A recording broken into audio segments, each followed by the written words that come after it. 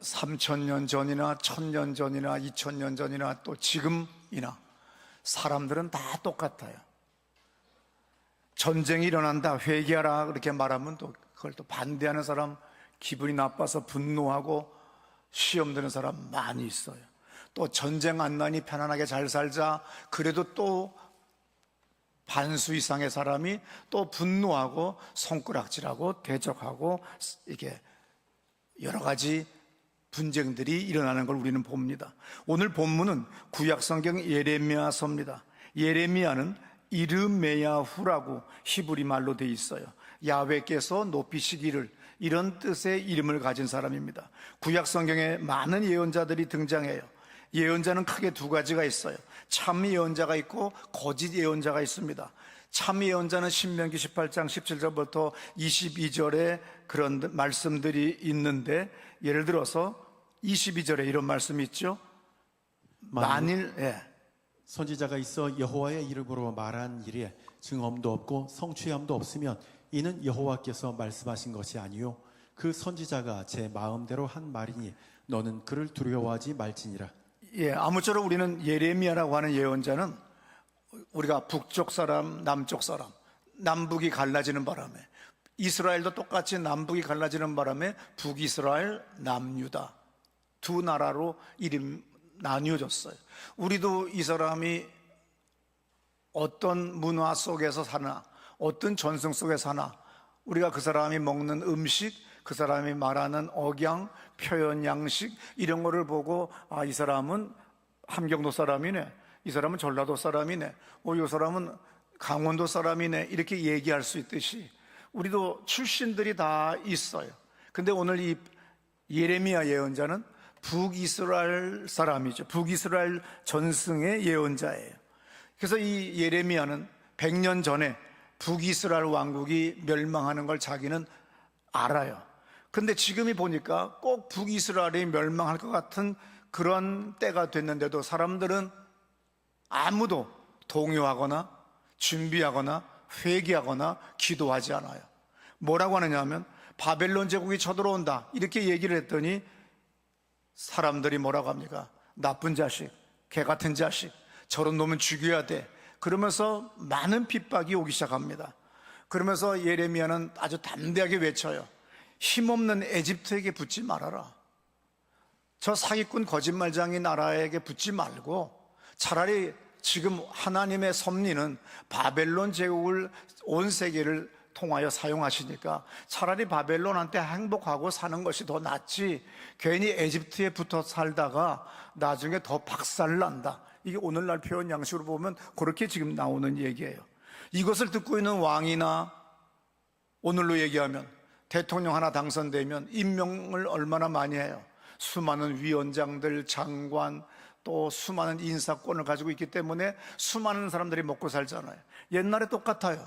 왕으로 먹고 사는 사람들이 많은 사람들이 있는데 이놈이 자꾸 나라는 망한다 그러면 내 밥줄 떨어진다는 얘기잖아요. 재수 없는 얘기예요. 저 자식 저거 어떻게 때려잡나 고민들을 많이 합니다.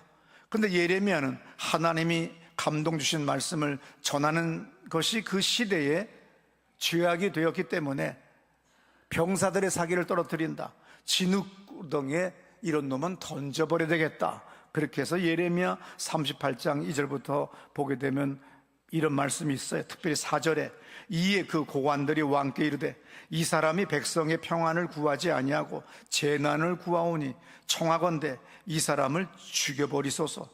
그가 이같이 말하여 이 성에 남은 군사의 손과 모든 백성의 손은 약하게 하나이다. 이놈 때문에 사기가 저하되고 민심이 동요되니까 이놈 죽여버리는 것이 낫습니다. 모든 부하들이나 거의 많은 사람들이 예레미야를 적대시해요. 그래서 예레미야 38장 6절에 보면 이런 말씀이 있죠. 들어보세요. 그들이 예레미야를 끌어다가 감옥들에 있는 왕의 아들 말기야의 구덩이에 던져 넣을 때 예레미야를 줄로 달아내렸는데 그 구덩이에는 물이 없고 진창뿐이므로 예레미야가 진창 속에 빠졌더라. 진창 속에다 집어넣어 버렸어요. 깊은 웅덩이에다가 집어넣습니다. 한마디로 말해서 구타를 당하고 목에 착고를 대고 감옥에 갇혔어요. 이 오늘 뭐라고 써 있어요? 오늘 우리 이다운 집사님이 봉독하신 그 말씀대로 너희들 포로가 된다, 잡혀간다, 나라는 멸망한다. 그러니 회개하라. 그러니까는 7절에 예레미야가 이런 말을 해요. 여호와여, 주께서 나를 권유하심으로 내가 그 권유를 받았사오며 주께서 나보다 강하사 이기셨으므로 내가 조롱거리가 되니 사람마다 종일토록 나를 조롱하나이다. 나는 예언자로서 하나님의 영이 임해가지고 할 수 없이 전해요. 그럼 두들겨 맞고 침 뱉고 그냥 발로 차임을 당하고 얼마나 고통심해요. 그래서 나 안 해 샹 그러고서는 그냥 집에 들어와 앉았는데도 주님의 영이 또 확 임하니까 뭐예요? 하나님이 이기셨다는 뜻이죠. 그게 바로 하나님이 이긴 거야. 그게 또 안 할 수가 없어. 그게 또 일어나. 그래가지고 나 정말 하면 나 또 맞는데 회개라. 양다리 걸치지 마라. 에집트가 우리를 살리지 않는다. 그 얘기를 또 하면 또 오히려 탁 커지는 거야. 근데 또 집에 들어가서 또 이제 안 한다고 결심하고 자다가 주의 영이 또 다시 임하면 또 주님이 그게 뭐야? 주님이 이기신 거예요. 오늘 여러분들은 주님이 이기셨기 때문에 이 자리에 나온 거지 내가 잘나서 여기 나온 거 아니에요. 내가 기도할 수 있는 것, 찬송할 수 있는 것, 주님의 교회를 위하여 봉사할 수 있는 것, 이거 다 주님의 은혜입니다. 예레미야 20장 8절에서 내가 말할 때마다 외치며 파멸과 멸망을 선포함으로 여호와의 말씀으로 말미암아 내가 종일토록 치욕과 모욕거리가 됩니다. 9절 내가 다시는 여호와를 선포하지 아니하며 그의 이름으로 말하지 아니하리라 하면 나의 마음이 불붙는 것 같아서 골수에 사무치니 답답하여 견딜 수가 없습니다. 그래서 예레미야 10장에서 1절에 이런 말씀이 있어요. 두 번째 줄에 그가 예레미야의 이 일을 예언함을 들은지라 이에 2절 밧솔이 선지자 예레미야를 때리고 여호와의 성전에 있는 베냐민 문 위층에 목에 씌우니 나무 고랑으로 채워 두었더니 그랬어요. 성경에서 읽어보면 거짓 예언자들은 왕과 위정자들에게 아첨하는 예언이 많이 나와요. 예를 들어서 예레미야 23장 21절에 보게 되면 이런 말씀이 있어요. 이 선지자들은 내가 보내지 아니하였어도 다름질하며 내가 그들에게 이르지 아니하였어도 예언하였은즉 내가 이르지 아니했어도 예언한즉 그랬어요. 그러면서 예레미야 23장 25절에 내 이름으로 거짓을 예언하는 선지자들의 말에 내가 꿈을 꾸었다 말하는 걸 내가 들었다. 지가 꿈 꿨다 계시받았다 그러면서 막 예언한다는 거야. 그런데 속지 말라는 거예요. 그러면서 26절부터 들어보세요. 거짓을 예언하는 선지자들이 언제까지 이 마음을 품겠느냐? 그들은 그 마음에 간교한 것을 예언하느니라. 그들이 서로 꿈꾼 것을 말하니 그 생각인즉 그들의 조상들이 바알로 말미암아 내 이름을 잊어버린 것 같이 내 백성으로 내 이름을 잊게 하려 함이로다. 여호와의 말씀이니라. 꿈을 꾼 선지자는 꿈을 말할 것이요 내 말을 받은 자는 성실함으로 내 말을 말할 것이라.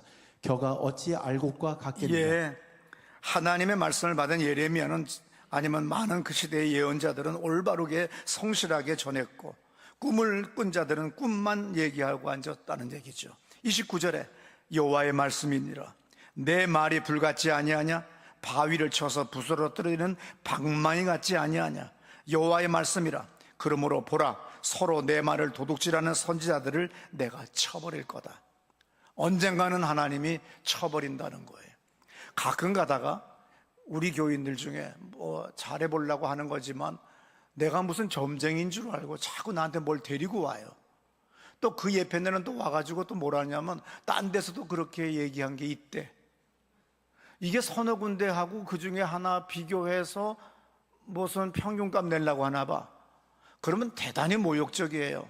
다 같이 옆 사람한테 이런 짓 하지 말자. 담임 목사는 점쟁이 아니다.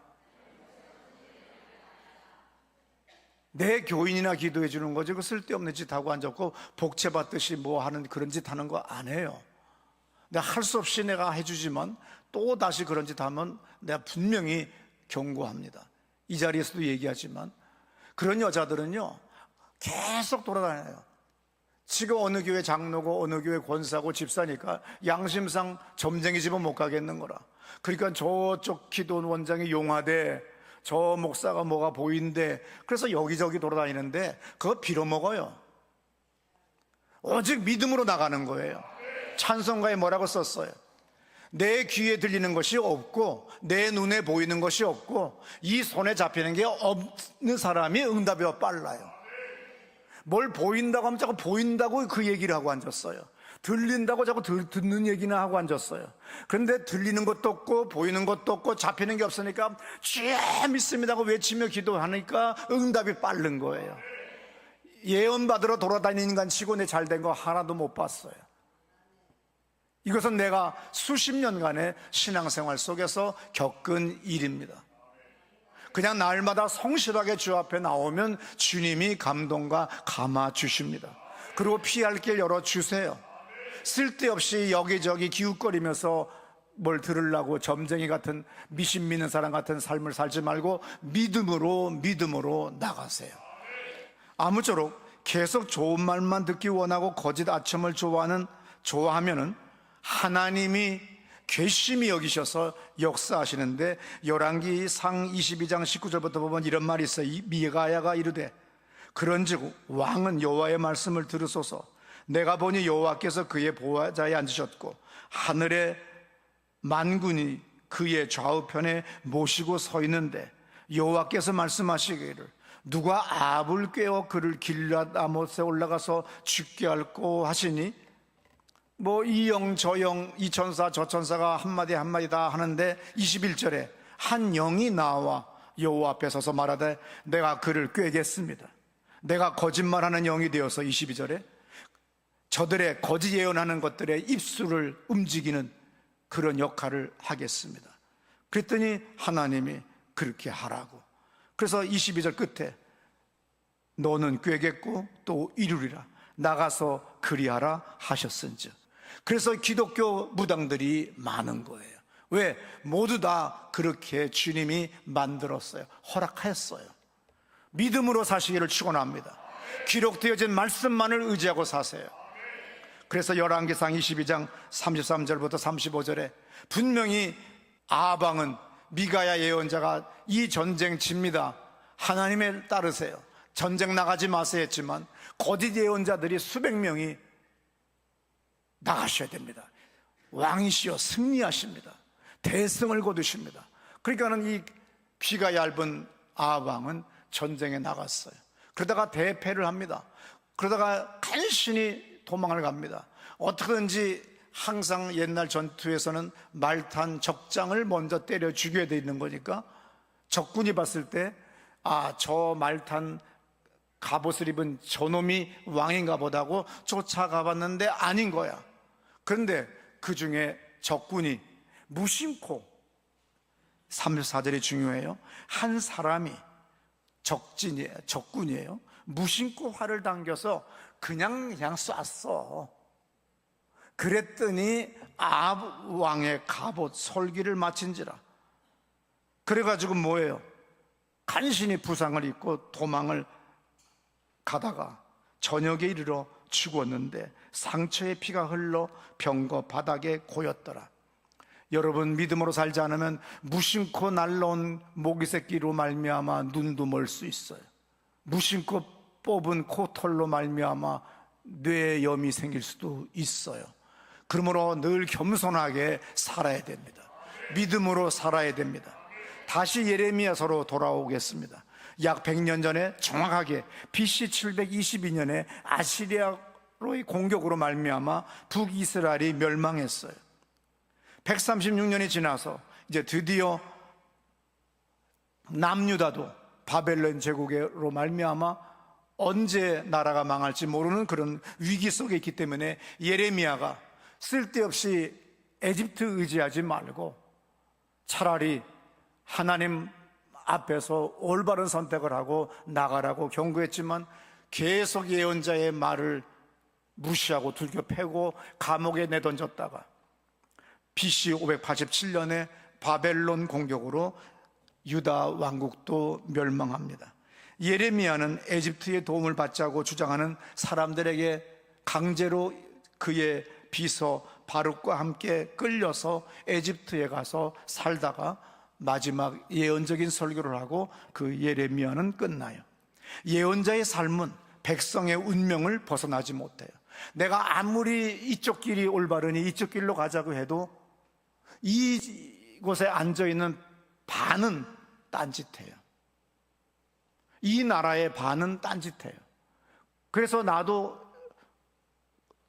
주님이 대통령으로 만들지 않았기 때문에, 아무 권력이 없기 때문에, 백성의 선택에 말미암아, 다수의 선택으로 말미암아 죽음으로 갈 수밖에 없는 것이 예언자의 삶이고 목사의 삶이에요.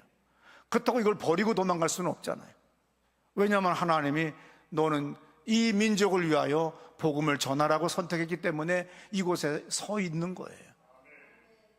얼마나 많은 사람이 그렇게 회개를 촉구했지만, 그러나 많은 사람들은 뭐예요? 다수가 가게 될 때는 예언자의 삶도, 그래서 에스겔 예언자도 바벨론 제국에 함께 끌려가는 한 사람으로 그것을 목격하는 장면이 에스겔서에 우리는 보게 됩니다.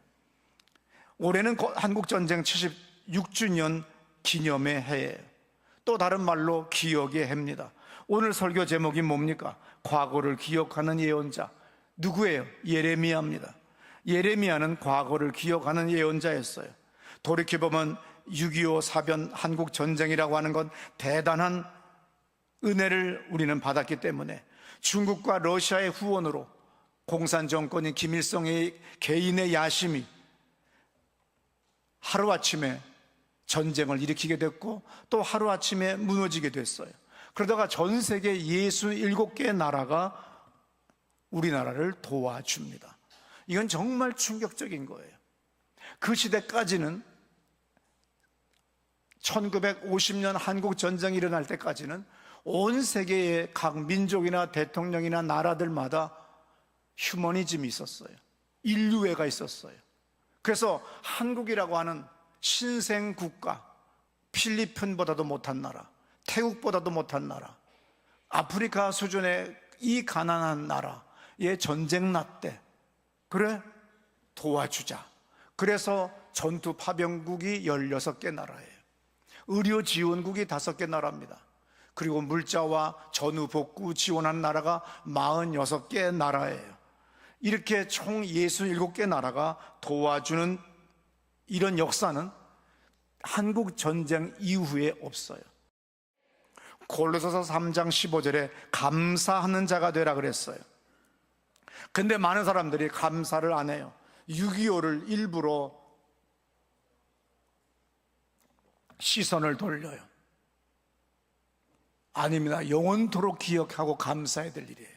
그런데 놀랍게 월드 피스 프리덤 유나이티드라고 하는 단체를 만든 안재철이라고 하는 분이 67개 나라 때문에 우리가 살게 됐다. 그래서 프레스센터, 청계천 입구 프레스센터, 조선일보 건너편에다가 국기를 개양하고 우리가 얼마나 비참하게 죽었고 비참하게 살았는지를 저렇게 국기를 개양하기 시작했어요.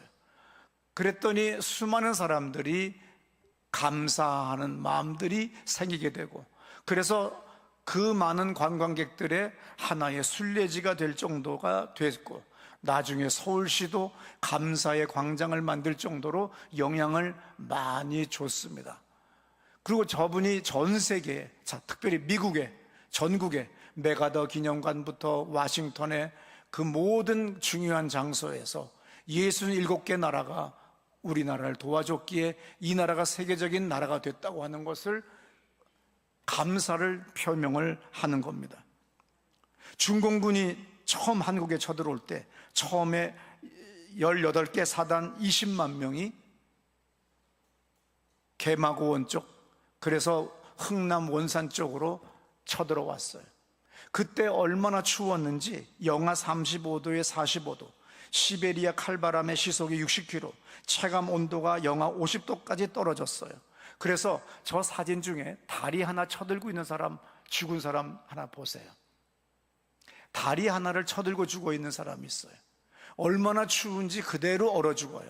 시체를 처리할 필요도 없어요. 동태처럼 싸놓는데 얼마나 추웠는지 죽은 군인의 군화를 벗기다 보니까 다리가 쳐들렸는데 그대로 얼어버리는 거예요. 죽은 사람의 군화를 신을 정도, 죽은 군인의 양말을 벗겨서 신을 정도로 지금 귀신이 있냐 없냐 그거 중요하지 않아요. 영하 50도, 체감 50도. 이 장진호 전투라고 하는 거는 전 세계 전쟁사, 현대사에, 그리고 한국 전쟁사에서 가장 중요한 전쟁으로 기념됩니다. 미국 군대는 철수하고 후퇴하면 돼요.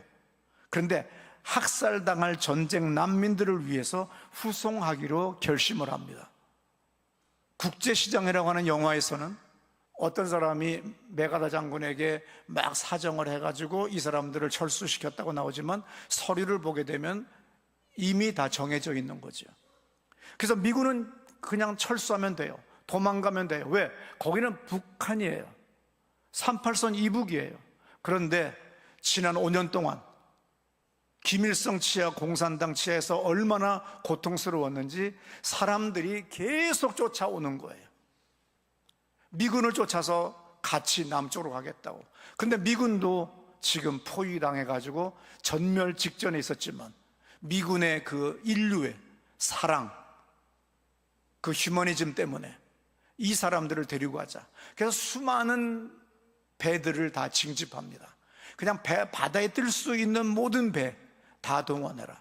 그리고 미군의 군수물자, 탱크, 대포, 폭탄, 식량, 어마어마한 것들이 있었지만 그걸 다 바다에 던지거나 다 폭파시켜버려요. 그리고 조각배서부터 모든 배에 이르기까지 다 동원해서 10만 명의 북한 주민을 데리고 왔다는 거예요. 적국 주민을 데리고 왔다는 거예요. 적국 주민도 김일성은 싫다는 거예요. 공산주의는 싫다는 겁니다. 그 사람들이 오늘날 다 우리 교회도 있어요. 부모님들이 그때 피난 와가지고 한국에서 대성공을 거뒀는데 이것이 바로 메르디스호입니다. 저대로 그대로 넘어왔어요. 이 당시에 중요한 게 있어요. 미국 인구는 1억 5,132만 명입니다. 전사자가 36,574명이에요. 부상자가 10만 명이 넘어요. 총 참전 군인은 170만이 넘어요. 뭘 얘기합니까? 100명의 1명꼴이 다 한국전쟁 때문에 피해를 입었고 고난을 당했고 주변 사람이라는 거예요. 그래서 호주 시드니에 가도 가평 스트리트라고 하는 길이 있어요. 800 몇십 명밖에 안 되는 호주군이 가평에서 중공군 13,000명을 대항하여 싸워 이겼어요. 그래서 호주에서 시드니에다가 가평 스트리트라고 하는 길을 만들어서 기념을 합니다. 흥남철수 당시 60명 정원의 화물선 메르디스 빅토리 선원들은 군수물자를 다 바다에 버렸어요. 그리고 14,000에서 14,500명이 당시 승무원은 17명이지만 화물선에 태웠습니다. 기네스북에 안재철 대표가 등재시켰어요. 그래서 한 척의 배에 역사상, 인류 역사상 가장 많이 승선한 인원, 가장 많은 사람을 구조한 배가 됐습니다. 문재인 대통령이 말했어요. 나의 부모도 그 배에 승선해서 피난 왔다. 읽어주세요. 인류애가 만들어낸 크리스마스 기적이며 이 작전이 없었다면 오늘의 저도 없었을 것. 예, 문재인 대통령도 저 배에 내 부모님이 타고 왔기 때문에 내가 태어난 거다.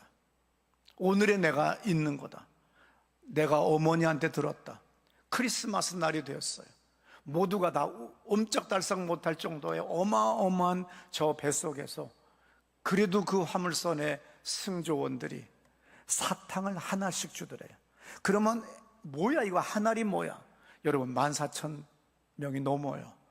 승무원들이 자기들 근무하는 동안에 먹으려고 저장해놨던 사탕, 그걸 전부 다 하나씩 줬을 때 그 사탕 하나씩 크리스마스 선물로 받았다고 문재인 대통령의 어머니가 그 아들에게 말한 것을 나는 기억한다고 한 것을 제가 신문에서 본 적이 있었습니다.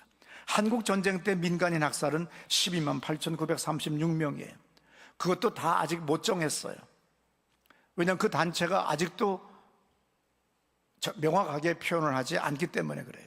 한국 교회들이 공산군에 의해서 얼마나 많은 피해를 봤는지 몰라요. 영광 염산교회 담임 목사와 77명의 교인들은 학살당하고 예배당은 불태움을 당했어요.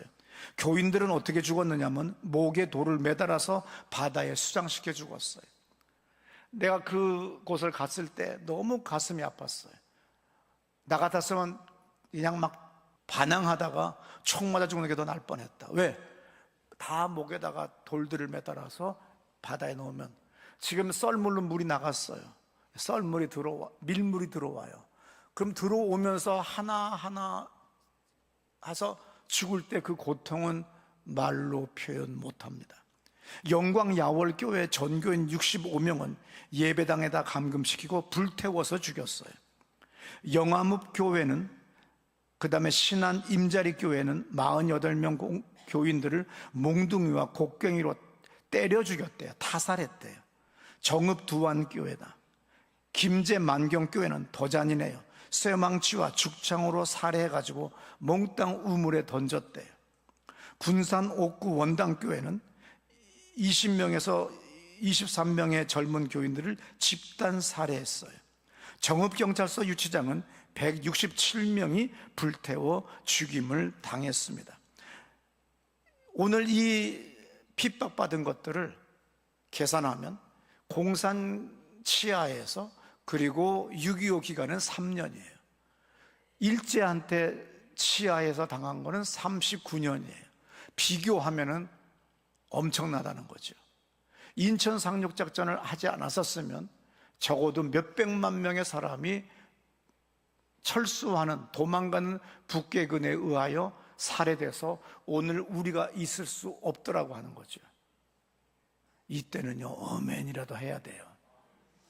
여러분이 살아있는 것이 인천 상륙작전이라는 거예요. 인천 상륙작전 하지 않아도 북괴군도 이미 70%가 괴멸된 상태이기 때문에 한국군이 뚫기 직전 날 인천 상륙작전이 됐다는 거예요. 그래서 부랴부랴 도망가는 바람에 교회와 민간인을 살해를 덜 했다는 거죠. 이때 우리는 무식하고 단순한 교인이 질문합니다. 왜 전라도와 충청남도만 그렇게 많이 죽어? 경상남도가 만약에 전라도 수준으로 인민군 치하에 있었다고 하면요, 문디 새끼들이 더 많이 죽었을 거예요. 서로 밀고 하는 바람에. 근데 거기는 마침 공산 치하가 아니기 때문에 그런 일이 없었던 거예요. 이것은 전국에 다 동일했는데, 특별히 남쪽을 계산했을 때 50%, 충청남도, 아산, 서산, 태안, 천안은 남과 북의 치안이 바뀔 때마다 배량보복으로 얼마나 많이 죽었는지 몰라요. 예언자 예레미야는 역사를 기억했어요. 북이스라엘이 어떻게 망했는지 기억했습니다. 그래서 남유다의 멸망도 알 수 있는 영적 안목을 가졌어요. 지금 우리는 매우 혼란한 시대에 살고 있습니다. 모두가 다 자기 주장하는 시대입니다. 자기 이익만을 위해 살아가는 시대입니다.